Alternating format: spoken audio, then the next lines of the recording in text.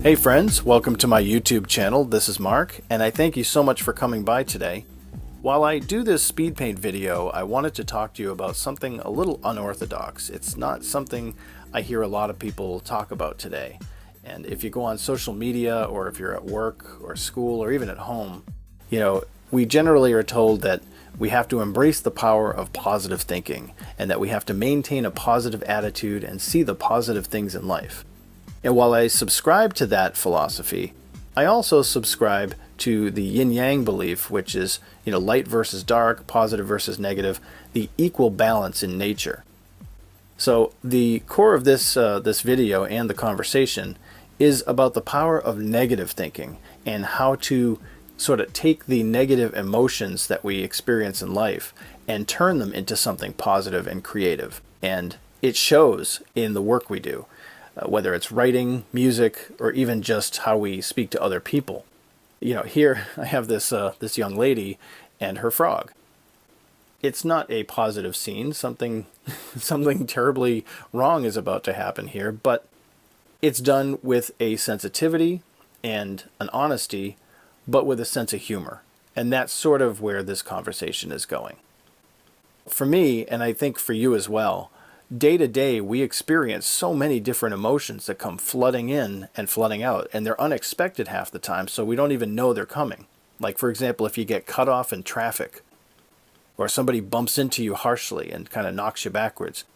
The feeling of anger can be overwhelming, so we have to work out that anger and that negative energy somehow in order to move on.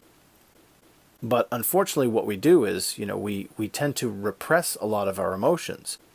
And before I get into that, let me just make a disclaimer here that I am not a professional in the psychological field or the mental health industry. I have no credentials in that field whatsoever. What I bring to the table is just my experience as a professional, as a teacher, as a parent, and as a human being. So, in my years I have a lot of experiences, I've read a lot of material, and these are my observations and sort of my kind of system of beliefs here. So I hope you can relate to them, and if you have thoughts of your own, please leave a comment down below, and I would really enjoy having a conversation with you there as well. But what I was speaking of is, when we repress our emotions. So if you go on social media especially, you don't usually see people posting pictures when they're really sad and broken down. You don't see a lot of depression selfies, or when people are completely consumed with fear or anxiety. We tend to see joyous celebratory pictures, and selfies of people on vacation, or when they're really happy, or when they create or make something that they enjoy, like a nice food dish or anything like that, or if there's an award ceremony. Yes, there's a lot of news stories and sort of tragic information, but that's less personal. The personal information that we share on social media is generally positive because everyone tends to want to present a positive perspective of their life.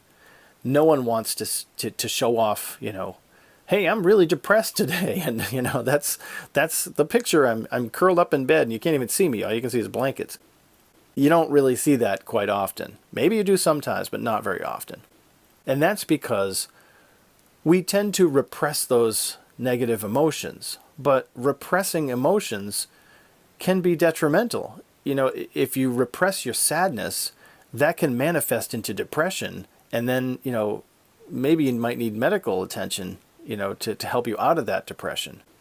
Whereas anger, if you repress anger, that can just bubble up into something where you lash out at someone you care about, or you do something that you might regret later. However, my personal philosophy, and this is how I try to handle it, And I get angry, I get sad, we all feel those emotions. But instead of repressing, I try to recognize when I'm starting to push those negative emotions down. And instead of repressing, I try to express my negative emotions. And that's the key to this whole discussion is how to express instead of repress the negative energy and emotions that we have sort of coming at us all day long. So for me, when I'm angry, it's helpful to just go someplace where I can get that negative angry energy out. And one thing that I love to do is just grab my guitar and sort of, bang out a song. It might not be a very good song, but it helps to get that anger out. I used to be an avid runner, and that was a great way to get out certain negative energies. Just go for a nice hard run. And if you don't do those things, writing things down is always a great way to get out negative energy. And I find that after I get out that negative energy, I find myself in sort of a contemplative place, somewhere where I can reflect on what's just happened, and I can think, okay, this is how I handled it, and maybe I should handle that a little bit differently. Sadness is another one. It's a big one. We all kind of experience sadness on some level or another. And I even have a whole video on how to draw when you're sad. So if you want to check that out, that's over there too. But for me, I find that sadness can be a real crippler. It can really just hold you down. But what it actually is doing is sadness makes you stop. It makes you take pause in your life.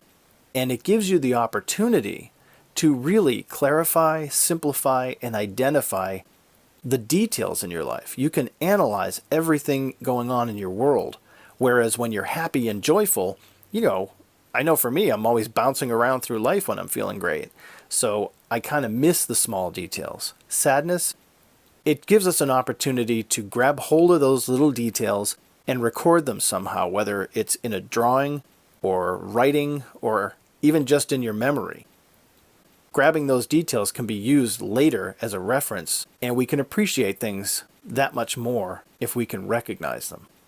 I hope you're enjoying the speed paint video so far. Let's take a short coffee break, and we'll continue this discussion in just a moment.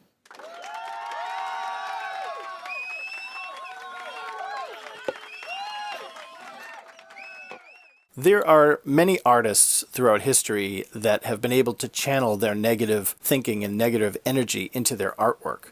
I look at Sylvia Plath, the poet, and how she was able to transform her negative experiences in life into beautiful, crafted words that many, many women relate to. I look at the artwork of, say, Edward Gorey and Charles Addams, where they could take, their sense of humor and their negative thinking and twist it into a comic, approach, something of humor.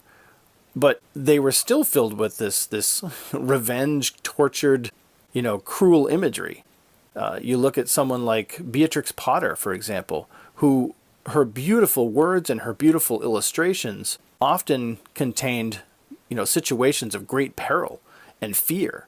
Even Winnie the Pooh, I remember reading Winnie the Pooh when I was a kid, and when he got stuck in that rabbit hole, as a kid I kept thinking, oh my God, I would never want to get stuck in a rabbit hole.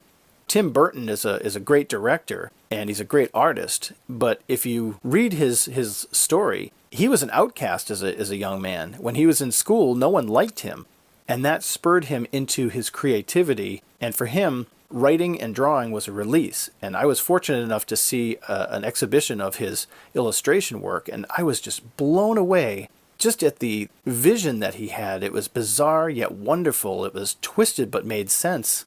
It was repulsive but beautiful. And he had this way of, taking hopeful innocence and his passion and love of life and wrapping it in this dark cloak to repel the outside world. Yet somehow there's beauty and sensitivity underneath that dark cloak that he was protecting and would only share with those sensitive enough to see it. And that's what I found in his work, the incredible line work, the delicate color applications. You could see how much passion he poured into every piece he did. Yet they were completely twisted. They were all his drawings were of violent nature and torture and these dark images. And that's how he was able to access his power of negative thinking and turn it into something creative. This illustration here that I'm working on, I generally am not, a big negative thinker, but sometimes when I'm just dealing with a lot of different emotions and I'm frustrated and, maybe I'm angry or jealous, and jealousy is like anger's, pushy cousin. It strives you to make your work better. It pushes you to take action and do something better than you did it before. For me, that works, but, here in this illustration, as I'm looking at it, there is an innocence. There is a love of what I do and the love of art and drawing. And, even though it's a speed paint video, if I were to do this in real time, it would probably take, 2 hours. The care and the precision with which I'm drawing, I'm not the best illustrator in the world, but for me, I'm taking my time and I'm really, really enjoying this process. And I'm turning, what negative energy I had at the moment into this illustration with a sense of humor. That poor frog, is just, who knows what his fate's going to be. For me, I was feeling frustrated and maybe a little down when I started, but now you can see that the more I get into this illustration, the more I'm feeling great and the more I'm feeling positive energy flowing as I'm accomplishing something. And again, that is the core of this video and this discussion.